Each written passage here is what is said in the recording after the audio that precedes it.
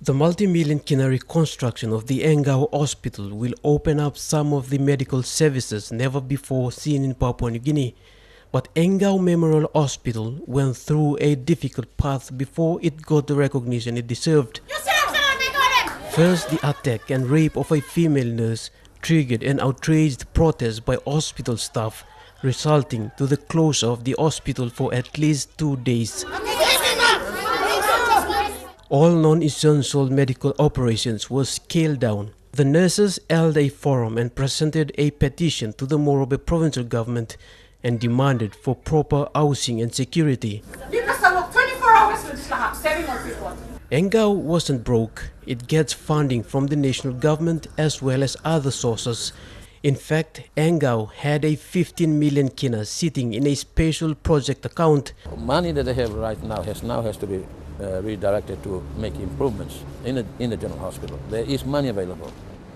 You cannot wait and leave money aside and waiting for a design plan to come about, because it might never happen.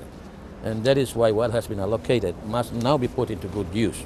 The former board has come under fire from senior members of government who say the hospital should use the money to carry out emergency repairs on existing buildings. But the former board said the redevelopment of Angau should be done according to international standards so that it caters to Papua New Guinea's future needs. We want to bring those services into Papua New Guinea, especially on affordability, which our people cannot afford to go outside to the Philippines or Singapore or Australia. After various visits by senior government members, including the Prime Minister, the Angau's former board was reshuffled. Dr. Jim Abrams was appointed the acting CEO, and after almost 2 years of debate, Angau finally got the recognition it deserved. You know, we've instituted an asbestos management plan, which is certainly a first for Angau, and we adhering to the Australian standard very, very strictly.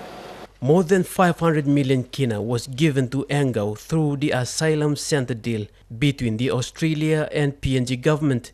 An additional 65 million kina was allocated to Angau from the 2014 national budget. In the 2015 national budget, the national government allocated 216 million kina for additional work on Angau and Angau Provincial Hospital. The government is committed to rebuilding and rehabilitating our hospitals.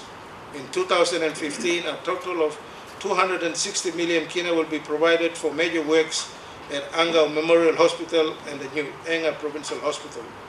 A further 93 million kina will be distributed for capital works across the remaining provincial hospitals. Angau is currently undergoing a major reconstruction.